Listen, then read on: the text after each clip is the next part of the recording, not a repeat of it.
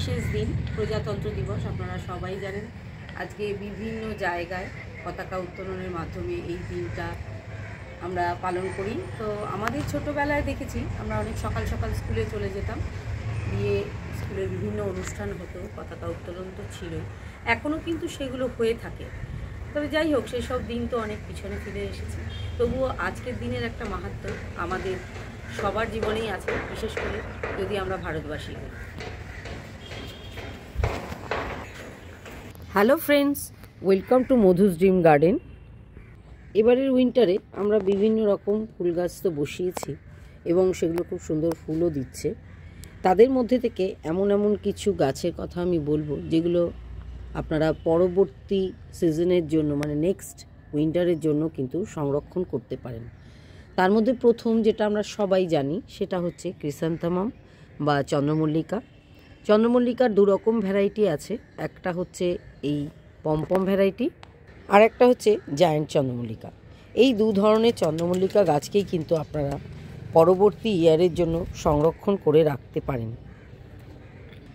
আরও একটা গাছের কথা আমি এখানে বলবো, সেটা হচ্ছে ইমপেশন।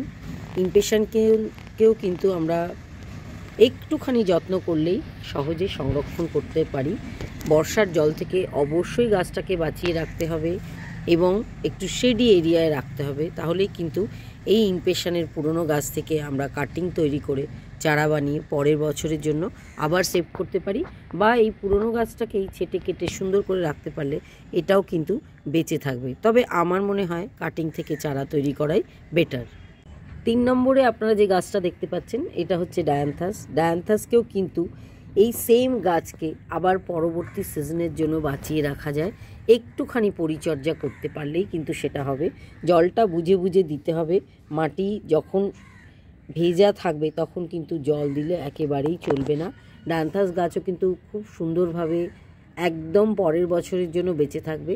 তারপরে এই যে গোড়া থেকে যে নতুন নতুন এই যে ঘাসের মতন যে পাবসগুলো থাকে, এখান থেকে আমরা নতুন চারা বার করে নিতে পারি। তাছাড়াও পুরনো গাছটাকেও কিন্তু বীজ হতে না দিয়ে কাটাই ছাটাই করে রাখলে খুব সুন্দরভাবে বেঁচে থাকে এই গাছটা। 4 নম্বরে আপনারা যে গাছটা দেখতে পাচ্ছেন নিশ্চয়ই সকলেই চিনতে পাচ্ছেন বন্ধুরা, এটা হচ্ছে ডালিয়া। ডালিয়া গাছকেও কিন্তু আমরা পরবর্তী ইয়ারের জন্য সেভ করতে পারি। এর নিচে ফুল হয়ে যাওয়ার পরে গাছটা যখন শুকিয়ে যাবে এর তলায় তৈরি হয় বাল্ব। সেই বাল্বকে বালির মধ্যে রেখে সংরক্ষণ করতে পারলে আমরা আবার পরবর্তী সিজনে জুলাই আগস্ট মাসে সেই বাল্ব যদি আবার বালিতে প্রতিস্থাপন করি, সেখান থেকে আবার নতুন চারা গ্রোথ করে এবং সেগুলোর থেকে কাটিং করে আমরা আবার চারা তৈরি করে নিতে পারি। এবার দেখাচ্ছি শীতের আরও একটা ভালো ফুলের গাছ, সেটা হচ্ছে ভারবেনা। ভারবেনাকেও কিন্তু আমরা পরবর্তী নেক্সট ইয়ারের জন্য সেভ করতে পারি। ওই একইভাবে স্টেম কাটিং করে নিয়ে আমরা এই কাজটা অনায়াসে করে ফেলতে পারি, তাহলে কিন্তু এই ফুল গাছগুলোর থেকেই আবার পরবর্তী সিজনে আমরা চারা তৈরি করে আবার নতুন করে এইভাবেই ফুল পাবো। এবারে দেখাচ্ছি গাজানিয়া ফুল গাছগুলোকে। এগুলোও কিন্তু আপনারা পরবর্তী সিজনের জন্য, মানে নেক্সট উইন্টার সিজনের জন্য সেভ করতে পারেন। ওই একই, আপনাদেরকে গাছগুলোকে একটু সেমি শেডে রাখতে হবে, রেন ওয়াটার থেকে বাঁচাতে হবে। এইভাবে যদি করতে পারেন নিশ্চয়ই এই গাছ আপনার পরবর্তী উইন্টার সিজনেও খুব সুন্দর ফুল দেবে। বন্ধুরা, আপনারা এখন দেখতে পাচ্ছেন যে গাছটা, সেটা হচ্ছে আমাদের দেশি ভ্যারাইটির কালাঞ্চ। কালাঞ্চ গাছগুলোও কিন্তু আমরা সেভ করে রাখলে পরবর্তী শীতে এখান থেকে আবার নতুন করে চারা বার করে আবার নতুন গাছ করতে পারি।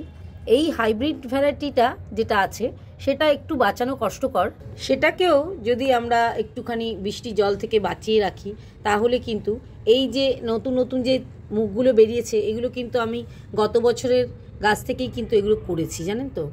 তো এইগুলোকে কিন্তু বাঁচানো খুব ইজিলি বাঁচানো যায়, একটু জলটা বুঝে বুঝে দিতে হবে আর একটু সেমি সেডে রেখে গাছগুলোকে আবার নতুন চারা তৈরি করে নিতে হবে, তাহলে কিন্তু আমরা আবার এই সিজনে ফুল পাবো। দেখুন অলরেডি আমার ক্যালেঞ্চো গাছগুলোতে কুড়ি এসে গেছে, এগুলো কিন্তু সব হাইব্রিড ভ্যারাইটি। এখন যে ফুল গাছগুলো আপনারা দেখতে পাচ্ছেন এগুলো হচ্ছে জেরেনিয়াম। জেরেনিয়ামগুলোও কিন্তু পরবর্তী সিজনের জন্য সেভ করা যায় ওই একই উপায়ে, এবং এটা একটু লেট উইন্টার ফ্লাওয়ারিং করার জন্য মোটামুটি মে মাস পর্যন্ত এদের ফ্লাওয়ারিং হয়। তারপরে যদি গাছটা আপনারা বর্ষার জল থেকে বাঁচিয়ে রাখতে পারেন, এই জেরেনিয়াম কিন্তু আপনাদেরকে নেক্সট উইন্টারেও খুব সুন্দর ফ্লাওয়ার প্রডিউস করবে। দেখাচ্ছি গ্ল্যাডুলাস ফুলের গাছ। গ্ল্যাডুলাসকে তো আমরা সবাই জানি, এর বাল্বকে অবশ্যই আপনারা সংরক্ষণ করে রাখবেন এবং নেক্সট ইয়ারে এই বাল্ব থেকেই কিন্তু আবার খুব সুন্দর ফুল ফুটবে। আপাতত আমার দুটো ফ্লাওয়ার বাস্টিং করেছে, একটা এই যে অরেঞ্জিশ রেড আর একটা এই ইয়েলো, জাস্ট ফুলটা এই যে ভিজিবল হচ্ছে।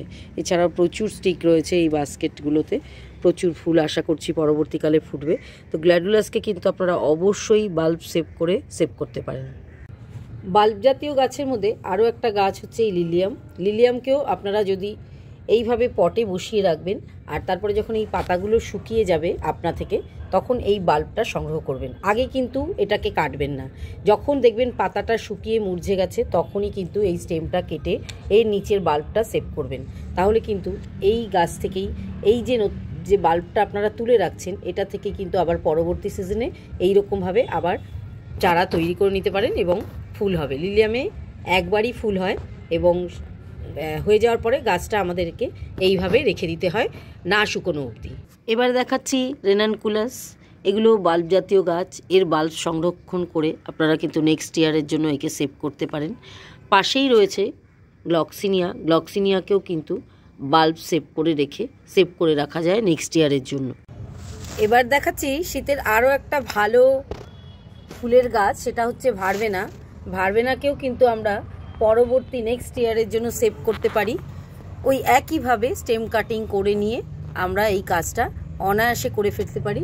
তাহলে কিন্তু এই ফুল গাছগুলোর থেকেই আবার পরবর্তী সিজনে আমরা চারা তৈরি করে আবার নতুন করে এইভাবেই ফুল পাবো। এবারে দেখাচ্ছি সবার শেষে আর একটা গাছ, এটা হচ্ছে আফ্রিকান ডেজি।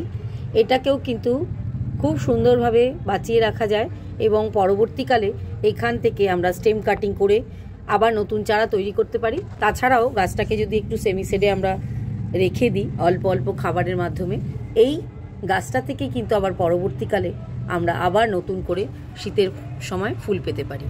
তাহলে বন্ধুরা, আজকের ভিডিওটা এখানেই শেষ করছি। দেখা হবে আবার অন্য কোনো দিন অন্য কোনো নতুন এপিসোডে। ততক্ষণ পর্যন্ত ভালো থাকবেন, সুস্থ থাকবেন এবং অবশ্যই মধুস ড্রিম গার্ডেনের সঙ্গে থাকবেন।